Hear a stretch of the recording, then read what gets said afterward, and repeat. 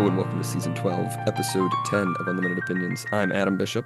I'm Mark Bishop. We are, of course, reading Allan Bloom's The Closing of the American Mind, this time talking about values, which has kind of been a discussion that he's been jumping around this topic throughout the past several chapters in this whole section on sort of the German connection and nihilism or nihilism American style is what he calls it. And so where the values fit in, what a society values, what values even are, is kind of the topic for today. Yes, and he's been, like you said, talking about. I mean, the first sentence, I was like, "What else is he going to say about values?" We have come back to the point where we began, where values take the place of good and evil. I mean, he's been talking about that right. So, it's, but I mean, it's kind of a restatement, I guess. Mm-hmm. I like some of the stuff, so he adds to it, of course. Right. But what are your overall thoughts of his thesis of this chapter? I think it's good because I think his thesis generally is like moving on from the culture discussion of last chapters. Like instead of just talking about what is right and what is wrong, now we've come to a point where it's just, well, one culture values these things, this culture values these other things, and you really can't compare them because, right, there's no objective good or evil. He says that's sort of the point that our modern society has come. And I think he's really right about that. I mean, I think that is sort of the talk that you hear a lot in academia. It's like, well, who are we to judge about the values of this group or the values of that group? There's no objective anything at all. So I think it's a good insight. And he talks about it quite a lot. I mean, this is one of the longer chapters I think we've had in a while in this book, like over 20 pages or so compared to, like the little 8-page, 10-page chapters we've had for the past couple. And it seems like he does repeat himself quite a few times where it seems like he's trying to expand on his thoughts, but I felt like he kind of just kept saying at least similar things over and over throughout, but still very, very interesting read. Yeah. Yeah. I think if I understand his thesis, I agree with it. Mm-hmm. So I'll see what I think his thesis is, what I agree with, which is this cultural relativism, Yeah. which is a form of moral relativism. Mm-hmm. It's just a dead end. Right. And he goes into some detail about the philosophical reasons why it's inconsistent, and they always end, and it's a dead end because nobody really believes it Mm-hmm. when it really comes down to brass tacks. Because he gets this is towards the end, so I'm going to skip it forward. Sure. But he talks about anybody making these statements about, well, our culture is no better or worse than the other culture, except for this bright line. They always have a bright line that they're like, well, but we can't go on with that. Right. So they talk about, and it's usually leftists that are of this ilk, but you still see a lot of people on the right, but they're like the old guard, like the neo. What do you call warmongers? What do you want to call them? And they tend to say the same things, which is like, well, we can't judge this other culture, and we have to take into account their cultural preferences.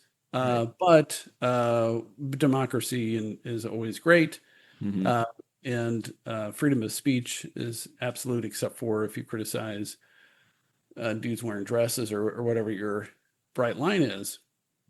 But when you look at like what these other cultures that are different than the Western civilization culture is, they don't believe a lot of really the same core values that are just deal breakers for these these same people. And so there's just no consistent moral theory or theory of values that works when you believe in moral relativism. It just you'll always end up either confronting an inconsistency in your own theory, or it's just mayhem, right?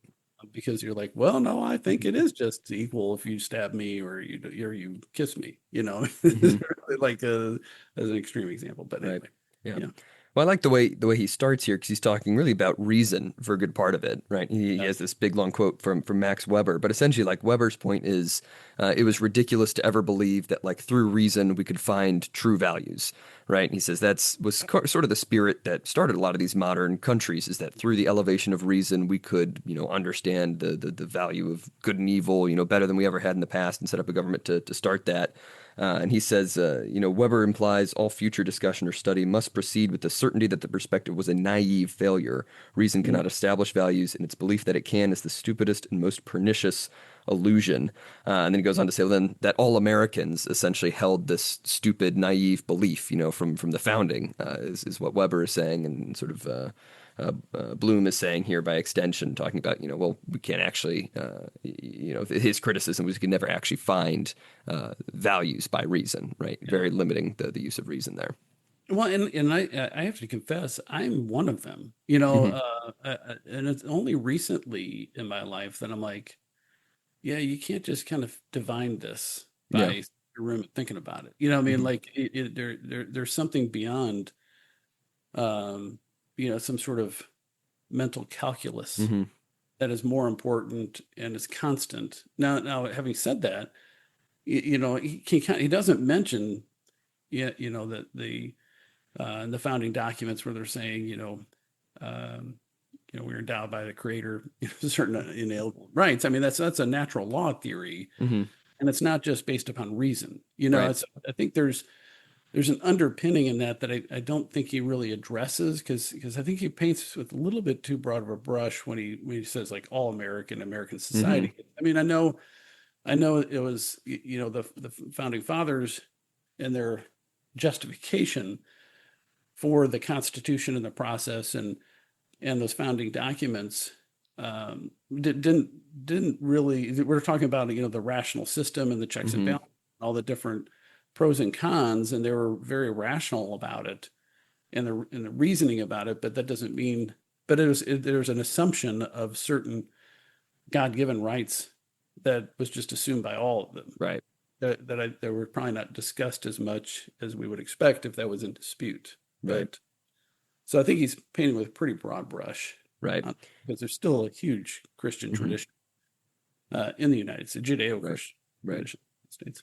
And he kind of addresses that, at the bottom of 195, because this is what we talked about last time, actually, where he says, God is dead, and Nietzsche proclaimed, but he did not say this on a note of triumph in the style of earlier atheism. The tyrant has been overthrown, and man is now free. Rather, he said in the anguished tones of the most powerful and delicate piety deprived of its proper object, man who loved and needed God has lost his Father and Savior without possibility of resurrection. The joy of Mm, liberation one finds in Marx has turned into terror at man's unprotectedness. And he says, this is a terrifying thing now, right? Where yeah, we've moved away from understanding that there are, for example, those inalienable rights given by God and sort of this whole moral framework that's structured on God.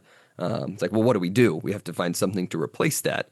And that's when you start to see, he says, Bloom says, that you start to see just this approach towards values, right? The cultural values that are set up by a particular society rather than anything more permanent. And he says that's a big mistake because there's really not much, like you said, it's a dead end if you keep going down that route. And if every society's values are the same as any other society's values, well then what does it matter? If you've replaced God with a system that can be interchanged with any other completely different system and nothing would change for the better or worse, then what's the point? yeah. And I think he does a great job of explaining that kind of it is a psychological phenomenon, but it's a moral Hmm. phenomenon. Where if you don't have a belief in God, you do feel rudderless, and Hmm. if you're creating your own moral system based upon your own intellect, um, we're all fallible.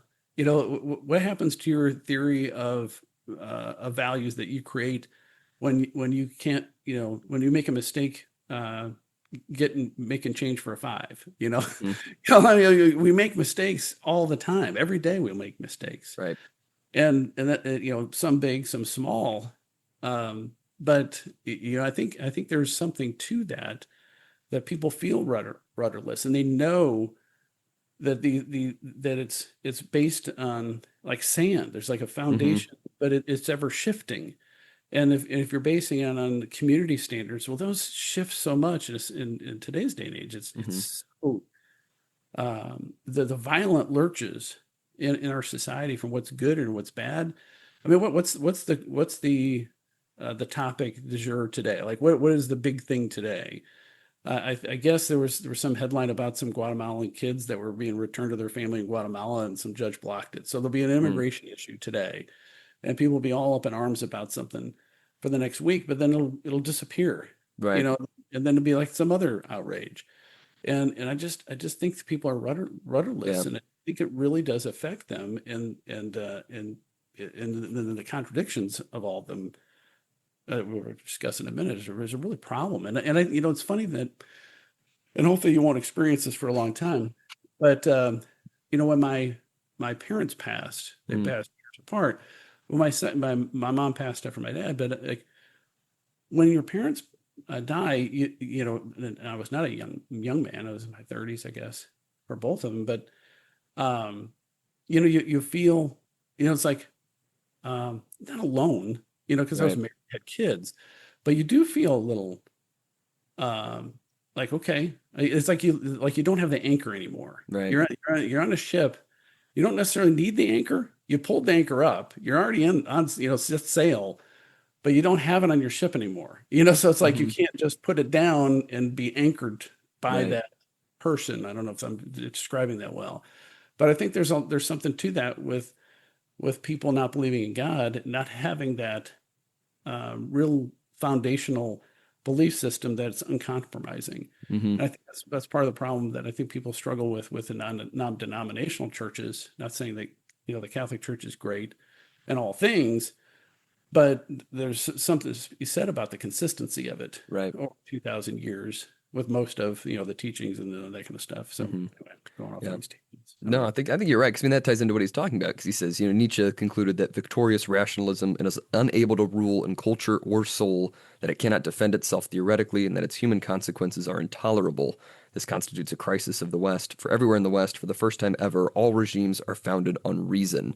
Right. Yeah. And so, regardless of whether or not, at the beginning of the country, they were founded on reason, I think he kind of downplays a little bit like the role of faith and of religion in the American founding, as I think a lot of people tend to do. But I mean, Yeah. regardless of that, I think now at this point in time, and who knows where things are going to go in the future, but for such a long period of time now, it's been, we'll just trust the experts on this. It's Yeah. just this weird sort of super rationalism approach to everything, keep the religion in the private life, things like that. He says that's entirely unsustainable. And he says, he goes on, he says, but reason has also discerned that all previous cultures were founded by and on gods or belief in gods.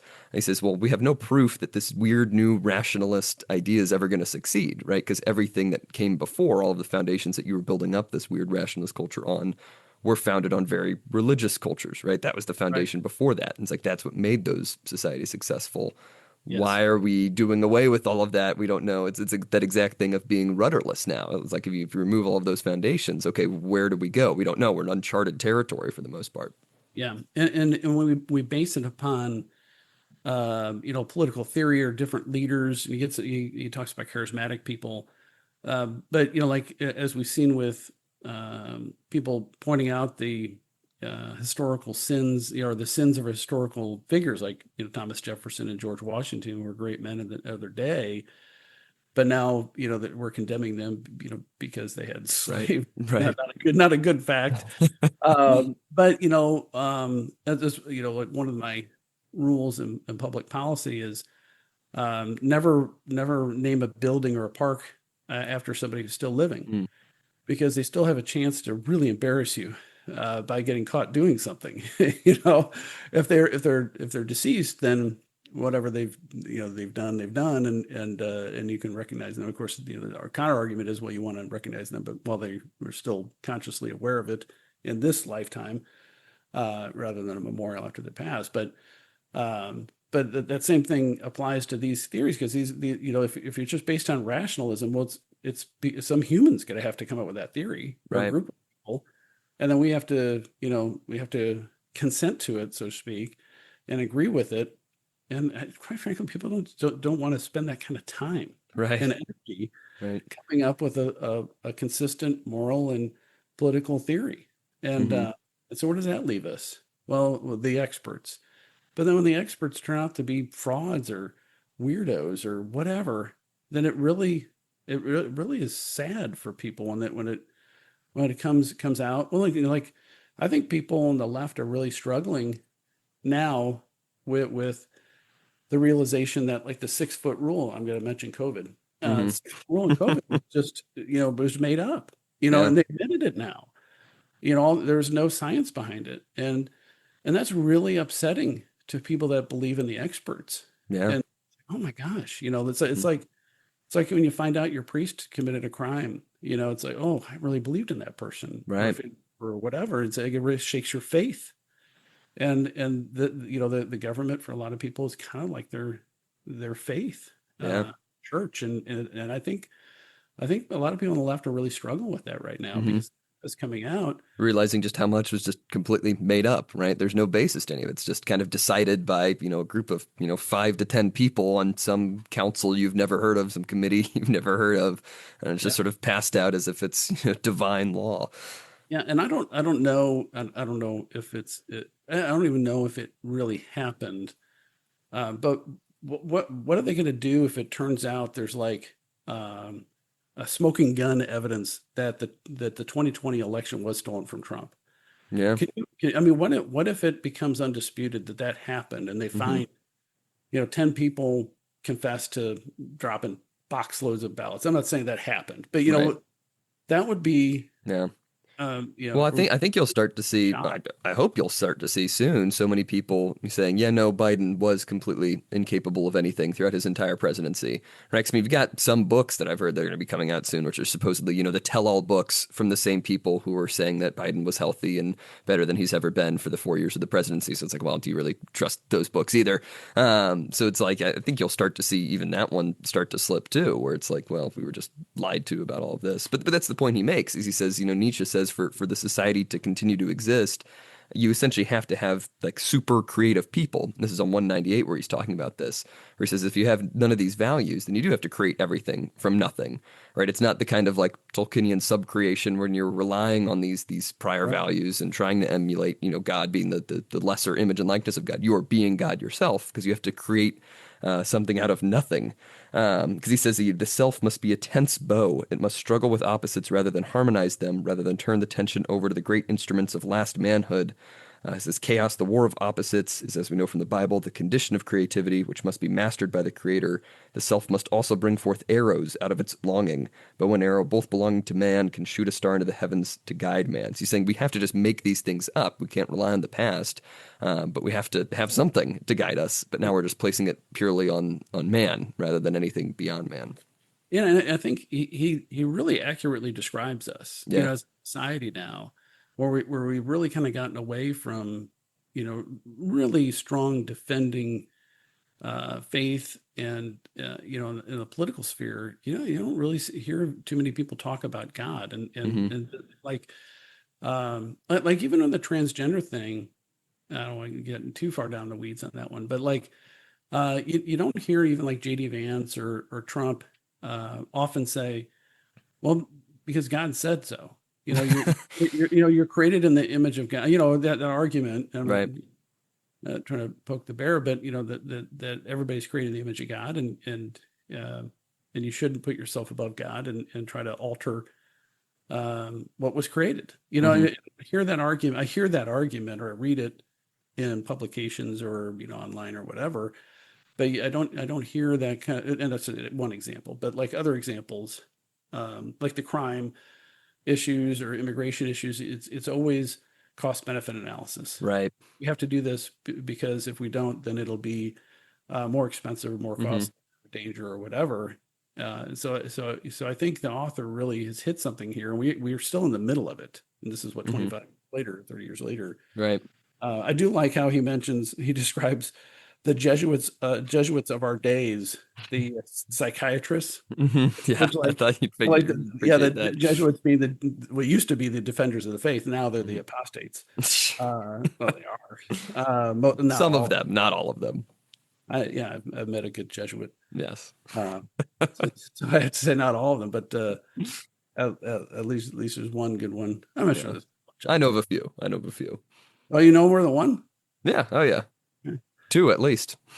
Well, they need to do something about it. Mm, yeah.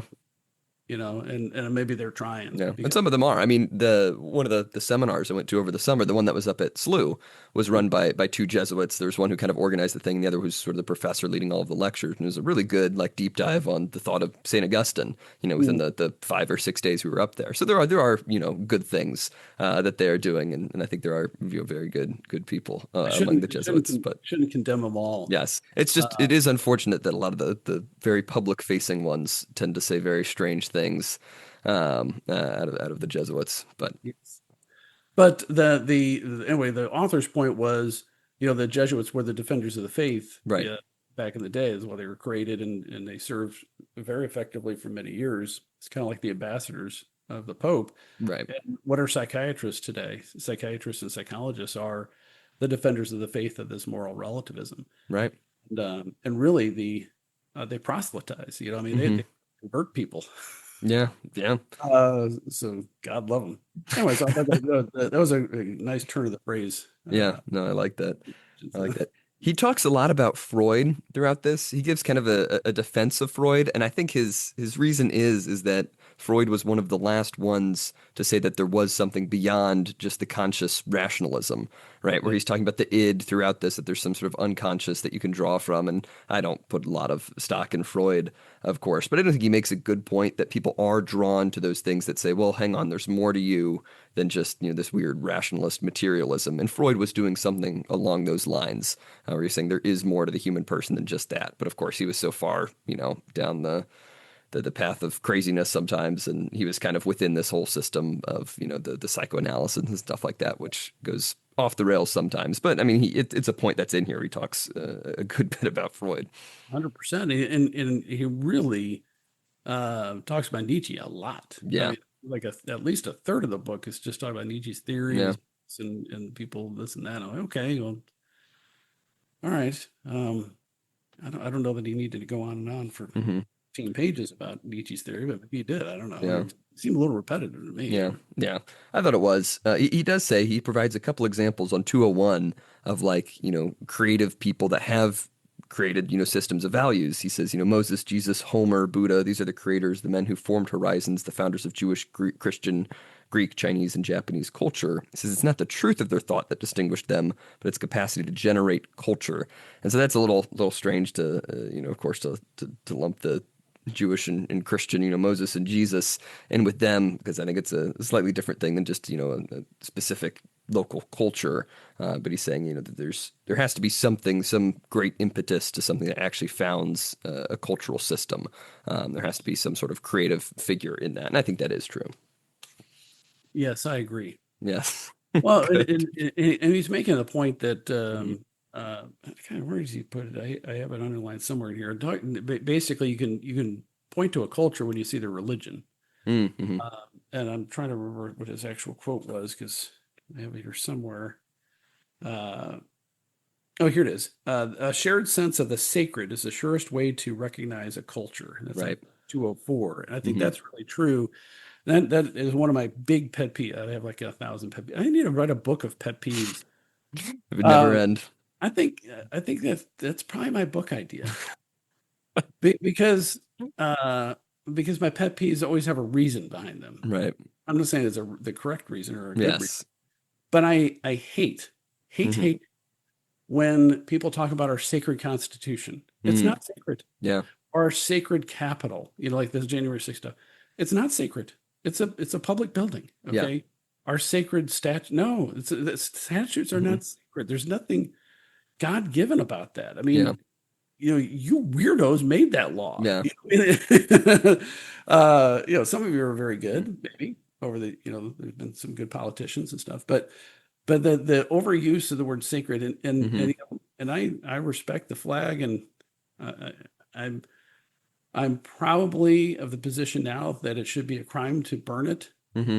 but it's not desecrating in a Yes. religious sense. Right. And I hate that people say it's our sacred flag. It's Hmm. not sacred. Okay, it's not a religious icon. Yeah, but we try to make these things. I mean, I think he makes a good point. I mean, of Yes. course, it's not actually, but every culture does do that, right? To whatever institution that they hold most dear. Right? I'm thinking back to when I give tours of the Capitol, right? Because in the Capitol Rotunda, you have those giant oil paintings on the walls, the John Trumbull paintings of great events in American history, and then in the top, in the dome, you have the apotheosis of George Washington, right, where he's literally sitting in the clouds of heaven, like flanked by seven heavenly deities, and then like the things representing, the values of the states are encircling that. And it's like, well, this is a religious, portrait. Yes. This is a weird American religious like painting we have on the ceiling of our capital, right? And Yes. it's like we tend to do that. I mean, that's true of every culture everywhere. It's like whatever we think is foundational to the society, we do try to make it sacred. We Yes. shouldn't. We should keep the sacred things sacred, and the political things. We should respect the political things because they can be very Right. important for our society, but we shouldn't elevate them to these religious items, but that's Yes. exactly what we do all the time. Yes. 100%. But yeah, but I think he makes a good point. And you ask, if you look to see what the society, the man on the street, so to speak, believes is sacred or not sacred, sacred values or sacred Hmm. items, tokens. That's really what tells you what the culture is, Right. for that. Right. And he gives some examples, right? He says, like, whatever your purpose in life is, you're going to talk about that thing. Mhm. He says, the highly ethical economist who speaks only about gain, the public spirited political Yes. scientist who sees only group interest, the physicist who signs petitions in favor of freedom, or recognizing only unfreedom, mathematical laws governing moved matter in the universe are symptomatic of the difficulty of providing a self explanation for science and a ground for the theoretical life, which has dogged the life of the mind since early modernity, but has become particularly acute with cultural relativism. 'Cause he says even outside of like distinct cultures, right? Um, People, if you are pursuing one thing, throughout your entire life, that's going to be the lens by which you see the whole world, right? And I think he makes a very good point. I mean, the point about like the neoconservative sort of impulse to only talk about, cost benefit analysis when you're talking about very moral issues, I think is a symptom of that. Because we had this idea, I think we've talked about this in the past, but especially in the 90s and 2000s, the very libertarian impulse sort of on the Right. right, where it's like, well, everything has to be measured in a cost benefit analysis and you have to think about the GDP and all matters. And it's like, well, that's not going to give us a response for moral issues 100% of the time. It can be a helpful tool, but it shouldn't be the ultimate thing. But a lot of people tend to do that. It's like whatever your point of study is, that becomes the lens for the entire world. Yes. And it's kind of funny looking back on it now because when I was your age, that's when the neoconservatives were really, becoming prominent. We're actually neo, yeah. Yeah, They're actually new. and it turns out now in retrospect, like the libertarians, all they cared about is legalizing pot, turns out. And they want to have pornography and prostitution. I mean, Yeah. that's what the libertarians wanted. And I think we Hmm. all kind of knew that all along. But it seems like the neoconservatives were really just liberals that just wanted the economic system without all the icky God things and morality. No, Yeah. Yeah. because all those people became never Trumpers, and what are they really objecting to? Well, Hmm. it's the social side of it Yeah. because of course, the tax cuts, its tax policy, the first go around was very conservative. Now with Hmm. the tariffs, it's Hmm. uh, could be super conservative because it's going way back to McKinley. Yeah. Like, oh, you think that's conservative? We're going to go 100 years ahead of time. Back then, and Hmm. anyway, old system before we had the income tax. Which actually, anyway, let me go back to the book. Yeah. Kind of go off the rails here, but I did like this on 204. I think it's after your Hmm. quote. It says, "What a people bows before tells us what it is." Mm. And I put in the margins next to that, George Floyd, because they had the gold casket Yeah. pulled by horses. The mayor of Minneapolis, which we saw on TV, saying, Yeah. protect the trans people because they're the true victims of Yeah. the school shooting. And of course, he literally Hmm. uh, knelt down in front of George Floyd's casket and pretended to cry. Hmm. Right. Um, perhaps he had real tears. Um, so maybe I shouldn't say Yeah. pretended. Mm. Maybe he Yeah. really did cry, but he Yeah. bowed down before that icon, Hmm. and that's what our society was in 2020, and Right. that's part of the reason why we have Trump Yeah. back. And it's crazy because he, goes on and talks about in the book, the demythologizing of the West. I think that's very true. The disenchantment, right? You're sort of trying to remove these sacred ideas, these actually sacred ideas, and replace them with something else. And you saw that very clearly. The same mayor who was bowing down before the casket was just, I mean, I think really making fun of, the victims of the shooting when he was talking about prayer, right? Because he Yeah, says we're sick of hearing about thoughts and prayers. He says, those children were literally praying, with the implied statement of like, well, what good did that do them, right? And you yeah, saw that from Gavin Newsom too, and a whole bunch of people on the left of like just mocking, outright mocking prayer yeah, after someone killed two children who were praying at mass. I think yeah, it's one of the most disgusting political things I think I've seen in a very long time. yeah. But you keep seeing this where it's like, well, we can't have any idea of the sanctity of prayer, right? It's ridiculous, and there's just outright like hatred. There's an outright hatred of prayer there. It's very strange. And I thought the local bishop did a really good job, Yeah. and I think it was the parish priest. I think they had a service over the weekend. Hmm. I don't know if it was from a service or a mass, or if it's just something that was transcribed, but had a good sermon about the value of prayer, and the Right. Pope I think even mentioned it. But you know what? Those two kids should be saints. Should be immediately declared saints. Yeah. They're killed literally for praying Yeah. and attending Catholic Mass. If that's not a martyr, Yeah. that was the motive. Yeah. He wanted to kill Catholic kids Hmm. praying in church. And if that's not a martyr, I don't know what is. Yeah. But then, of Uh, course, you have all these ridiculous news headlines saying that the motive remains a mystery. What could have possibly, been the reason behind this? And it's like, oh my gosh, it's just absurd. yeah, well, especially if it was, a white supremacist shot in a black church. Yeah. We know what the motive would be for that Yeah. to kill black people. I mean, that's what it would be. Yeah. There'd be no argument about it. Now, of course, Hmm. the argument would be, okay, how do you extrapolate to, other groups? Hmm. And of course, there's an argument about, the dangerous, the psychological issues with regard to the trans community, which seems to be, at least anecdotally, there's a fair number of violent Right. individuals, and I think I have a certain amount of sympathy for them because they're pumped full of so many drugs. Yeah. And there are people that obviously had psychological issues or family issues before any of the drugs hit them. Man, it's tough. It's hard for me, and I tend to be somewhat judgmental, as you might know. I had It's no idea. it's hard for me to judge some of these people. Yeah. I really still feel like, in a very real sense, they're a victim. Mm. You know, and I think as the investigation of the family is going to come out, we're going to see um, possibly, maybe the father might have been not doing his job, Hmm. as a father that boy, and hopefully I'm wrong about that. I mean, hopefully, I don't know, but somebody screwed up along the way, and I read the guys. It wasn't a manifesto. I mean, there is some sort of manifesto or notebook, but I read as essentially as a suicide note, Yeah. a suicide note. I don't know if you read it, but obviously he was rational. It Hmm. was a rational decision. He knew what he was doing. He knew why he was doing it, and he did it. And he expressed some sense of regret or sorrow about what he was about to do, but only as how it would affect his family. It was kind of Right. Right. I thought it was really interesting that he was able to empathize with them, but not with the children he was about to murder. Hmm. It was Yeah. odd Very strange. because I was expecting, Looney Tunes, like Right. conspiracy things, and Hmm. So some of uh, the rest of it is. I don't know if you saw yeah, some of like the videos that that yeah, that he posted, which are just really, really creepy. I'm sure I haven't seen all of them, right. but it was some strange stuff mixed in there too. But yeah, very odd.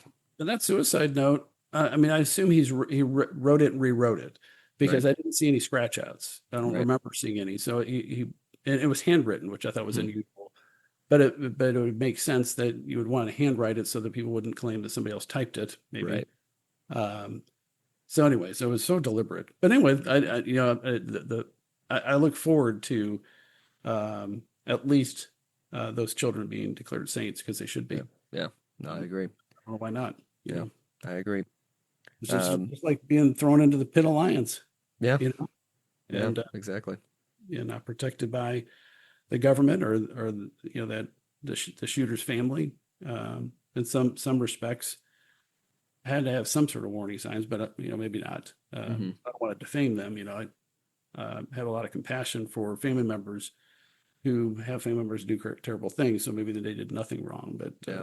we're going to find out. Yeah. Yeah. Hopefully. But back to the book, he's talking about how you have this re-mythologizing or this myth making that you see come out. He says you see this in terms of like the idea of like the Protestant work ethic in America. You see that term thrown around all over the place as sort of this religious undertone. I do like what he says. He says he has this kind of anecdote. He says, I read Max Weber's book about the Protestant ethic in my first social science course at the University of Chicago when I was being initiated into the modern mysteries. This course was a survey of social science, quote, classics, among which was also Marx, not only the Communist Manifesto, but also goodly chunks of Capital. Of course, neither Locke nor Smith, the official spokesman for capitalism, who might very well even be considered its founders, was on the list, because we were dealing with thinkers whom a contemporary social scientist could take seriously, Right. which I thought was very funny. You see the shift in, what's considered a classic. We can talk about Marx a lot, but you bring in Locke or, Adam Smith, well, that's ridiculous. We can't take them seriously. They're just products of their weird Protestant work ethic and this Protestant capitalism that emerges. We can't, find anything good in their ideas. And I'm not even a big, John Locke or Adam Smith guy, but I just think it's very funny, Yes. the turn and who you can take seriously. Very interesting. Well, and he goes on into some detail about the Protestant work ethic Hmm. theory, that and it's funny. I hadn't heard that in a long time. It used to Yeah. be a lot more prominent, Hmm. I still because see it pretty frequently, but I it, don't think as much as I did in the past. it was more of a mainstream political theory in the media and that kind of thing, because that there was a widely held view of that, that like the Pilgrims were Protestants, Right. that the Catholics were what, third wave or whatever. I mean, they were Yeah. immigrants after the United States was, I mean, from Hmm. the most Yeah. part of The, the the, Catholic the, yeah, the community, biggest population. Yeah. Yeah. but I don't, I think there's so many Protestants that don't believe in Protestantism Yeah. anymore. Yeah. I'm like, well, I'm kind of embarrassed by the Protestant work ethic. Oh, it's not Protestant work ethic; it's just work ethic. Hmm. It has nothing to do with God. Yeah. Kind of does, Hmm. or it did. Yeah. I But like, he goes I on like, and on about that. yeah. I don't know why it was so Yeah. prominent. He has another, I think, really interesting anecdote. He says, he's talking specifically about, the Protestant work ethic, especially in America. He says, but in spite of this, the Weberian language and the interpretation of the world it brings with it have caught on like wildfire. I've read about the Japanese Protestant ethic, the Jewish Protestant ethic. I think that's just so funny that you just see, like, as soon as you have an idea for how this one culture works, it's like all of a sudden, okay, we have to apply this idea to everywhere else and see if it fits there. Well, of course, there can't be, a Jewish Protestant ethic. That makes no sense. If it's based on the culture of Protestantism, why would you ever apply that, idea to a Jewish population? It has to be a different system, right? I mean, it's just very, very strange. Well, it has to do with a work ethic. Right. So like, the Jewish work ethic and the Hmm. Japanese famous work ethic, Right. especially in the 80s. So I do recall some of that, Right. like, oh, it's not about the Protestant work ethic, it's about work ethic. Hmm. And yeah, that's kind of the point I was making earlier. But Right. Right. yes. Mhm. I don't know what else we want to talk about. Well, I mean, then he I think to end the chapter, he talks about charisma, which I think was also another good point. But he says, these worldviews, you have to have something that defines what a good leader is. And Yes. we've really, really latched onto this idea of charisma. And we can Yeah. never really define what charisma is, but it's always, at least in the modern day, held as something good. But it can also be applied to everybody. I know I can't find the exact quote in here, but he talks about like gang leaders. Right? If you ever Yeah. have a news interview or discussions of gang violence and stuff, they always define like the gang leaders as charismatic. Right? That's Yes. the only reason that someone could ever lead anyone is because of their natural like God-given charisma. Of course, they wouldn't really say God-given charisma, but it's this sort of innate quality that you talk about in relation to leaders. And he brings up, Hitler or Stalin and things like that. Well, they must have been, super charismatic. They had to have this weird leaderly quality about them that made people want to follow them no matter what. And you just see that pop up all over the place as sort of one of those values that you have in a culture. Yeah. And I think that we've gotten so diluted or Hmm. diminished our respect for what it means to be a good leader, that it's like, our new measure of it is that candidate somebody you'd be willing to have a beer with? Yeah. Like, oh, then he's charismatic. Yeah. Really? I don't know. but yeah, in political circles, that's all they talk about is the Right. charisma and this and that, and that's why the never Trumpers and the left don't understand Trump. Hmm. Uh, Trump's a personality, but it's a weird kind of charisma. It's a humorous kind of a rule breaker type charisma. It's not like maybe some people are thinking, "Oh, I want to model my life after the precepts of the life of Donald Trump." Right. I think that's few and far between. I think Yeah. people Hmm.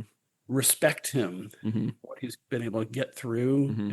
and somehow figure out a way Yeah. to I succeed. think very few people are But looking at him being like, well, I want him to be my leader because I also want to have two divorces and a third wife. It's like, I think it's very few people are like, I want to model everything off of this guy. one of his divorces were really ugly. I Yeah. mean, Yeah. Yeah. Very public too. I mean, I don't remember oh, them, of course, before because they're, tabloid, yeah. tabloid. It was crazy. Yeah. And of course, it came out later that a lot of the tabloid stories, anonymous sources say, was Trump calling out the reporters, giving the dish about himself and about his exes or soon to be exes. That's actually kind of awesome. That's really funny. Because and we laugh about it, but it's just so bizarre. It's just still Yeah. so bizarre that he's our president. Yeah. But as opposed to who? Yeah. But yeah, I don't. I think it overstates the charisma thing. I think the I think it's the charisma is a substitute for values, and I Yeah. don't know if that's really what he's Hmm. saying. But I think that's what people latch on to, a personality or a great speaker or somebody that captures your Right. imagination or your energy or your attention, because what else is there? Right. It's this entertainment. What's on for season? Well, we're in season two, or actually we're in season three of Trump, because first Right. term is season one, and the second term would be his 4 year out. Now that we're in season three, and we'll see how long season three lasts. Right. Uh, so it's interesting, and I wonder what this author would think about Trump. Hmm. I wonder what he does think. I think he's still around. Yeah. Um, but yeah, there's a lot of interesting quotes there. Of course, he Right. mentions the Hitler reference because Right. but I think I don't even want to talk about Hitler Yeah. because Well, I'll say it's just one so last. oversimplified Right. subject. I mean, he was a product of of their culture. Hmm. People want to say, well, Hitler did this, Hitler. Well, not with a lot of help. Hmm. There are a lot of people that helped Hitler. It's not like he's the only one at fault there. Right. And I think people forget about that when they say, well, Right. he's the next Hitler. Well, Hitler had a lot of bad people with him, for crying Right. out. Right. I just want to read a chunk from 215 here that I thought was really well put. He says, as the religious essence has gradually become a thin, putrid gas spread out through our whole atmosphere, it has gradually become respectable to speak of it under the marvelously portentous name, the sacred. At the beginning of the German invasion of the United States, referring to nihilism, there was a kind of scientific contempt in universities for the uncleanness of religion. It might be studied in a scholarly way as part of the past that we had succeeded in overcoming, but a believer was somehow benighted or ill. The new social science was supposed to take the place of morally and religiously polluted teachings, just as Galileo, Copernicus, Newton et al. Had, according to the popular mythology, founded a natural science that crushed the superstitions of the Dark Ages. The Enlightenment or Marxist spirit still pervaded the land, and religion versus science was equal to prejudice versus truth. And I think that Mm, is just very, very true. And of course, then he goes on in the conclusion. He says, well, then we found out that you actually do still need the sacred, right? yeah, You can talk about it with derision. You can talk about it as being opposed to truth, and science must take precedent over its all. Overall, rationalism must be the way forward. But then we kept making religions, right? That we kept trying to find these sacred things that we need to attach to. He says, but we tried to stamp it out. It was like the coming of a new age of enlightenment. Pushing away these stupid old superstitions. You're gross and ill if you are a right. religious person, but you can never quite quell that. You can quench that from the person. Yeah, and I love his conclusion because Hmm. he makes a really important point about the new atheists, which are Yeah. they're not really atheists, they're like agnostics, because Right. agnostics are just lazy atheists, but or cowardly atheists. Hmm. I want to say I don't believe in God because what if I die and he's mad at me? Um, it's like, well, too late. But I love this quote because I think it's just so descriptive. He says, "Our old atheism had a better grasp of religion than does this new respect for the sacred. Atheists took religion seriously and recognized that it is a real force, costs something, and requires difficult choices. These sociologists who talk so facilely about the sacred are like a man who keeps a toothless old circus lion around the house in order to experience the thrills of the jungle." And I think that's just such a great Yeah, analogy. Well, they don't understand how important it is, and they just denigrate it because they right. don't understand it. And they're like, "Oh, here's a toothless old circus animal." Well, I'm fighting as I'm in the jungle. No, Hmm. you're in your backyard, and you got this old Hmm. cat in a cage. That's not the jungle. And these Right. new atheists are diminishing or trying to diminish the power Hmm. and the cost of religion. If Yeah, you're really faithful, it's difficult. If right. you're trying to do the right thing, as I realize every time I'm driving in my car, and I have to remind myself to be patient. It's a lot easier to just be angry Yeah, and curse people, but and that's obviously yeah. simple. Well, I Uh, think the toothless lion is really good, especially when you think of the neoconservatives, where it's like, well, I support the right to religion as long as religion is defined as this thing that you keep to yourself in the privacy of your own home and yes, you never talk about in public and has no bearing on what you actually do as a person. right. I support the right to religion, right? And it's like it's ridiculous, and we have so many things like that where it's like, no, we still value these good old things, but actually, if only if we define them as completely weak, emaciated versions of themselves. Agreed. Yes, Yeah, good. thank Mhm. you. Well, do you have any other thoughts that brings us to the end of the chapter? I have lots of thoughts, You always do. but Unlimited, even. but I'll spare you Yes. and the All and the right. listener. I'll spare the Yes. listener. Well, by the way, we haven't talked about Tolkien. Well, I So, mentioned him briefly. did you? Yeah. The new creation as opposed to That is Tolkienian correct. subcreation. Good. I was gonna Yes. go. I was Yes. gonna go back to that, but you did cover that. Yeah, Yes. I was Briefly, in I, passing. I was gonna mention it briefly in passing, just so that we had a reference. Yes. But Well, you, that's you did good. that because I had that in my notes, Oh, really? Wow. and you mentioned it, and then I forgot you mentioned it. That's unfortunate. You But now, don't even listen to me when we're on this podcast. oh, you prattle on and Yeah. on. All your theories. All right. Well, I don't have any other final thoughts. So I think with that, we can wrap things up. You can, of Yes. course, follow us on Twitter at ULMTD Opinions. I've been Adam Bishop. What do you think about our logo on matchbooks? On like little with matches? Yes. Yes. Sure. I wouldn't be opposed. I was thinking, nobody has matchbooks. Yeah. It used to be a big thing like the Hmm. 70s, 80s and earlier because there was public smoking. And so Right. people would advertise. Our law firm, I should have saved them. We used to have matchbooks with the law Really? logo on them. That's pretty cool. Yeah, it is. But I found one when I was cleaning out some and I tossed it with all the other junk. I should have kept that. And they also had ashtrays, logoed Yeah. ashtrays. Uh, but the one I found was just filthy, so then I couldn't clean Yeah. it. Yeah. That's unfortunate. I'll order some new ones. There you I was thinking, go. we could hand out at our next event, limited Our, opinions our match. events. Yeah, we're gonna have events. Okay. This is news to me. Yeah. So the next time we're together in person, Uh-huh. we'll have to have an event, I see. which would probably be just us going out to dinner and just announcing to all our Just fans, listeners, that we'll be having dinner at a uh-huh. specific restaurant at a specific time. And if they could find us, we will give them a matchbook back That's book of that's matches. insane. That's an insane thing to do. And we're going to see if anybody shows up. I don't think anybody would show up to that. You'd be surprised. We have some fans. That's unfortunate. Oh, yeah, that is true. So you're on board because I'll Sure, pull the sure. logo off of our social media account and Yeah, yeah. oh, yeah. So maybe I could have like a case. They don't cost that much. You can have a case. You can hand them out to all your friends. You can leave them at bars.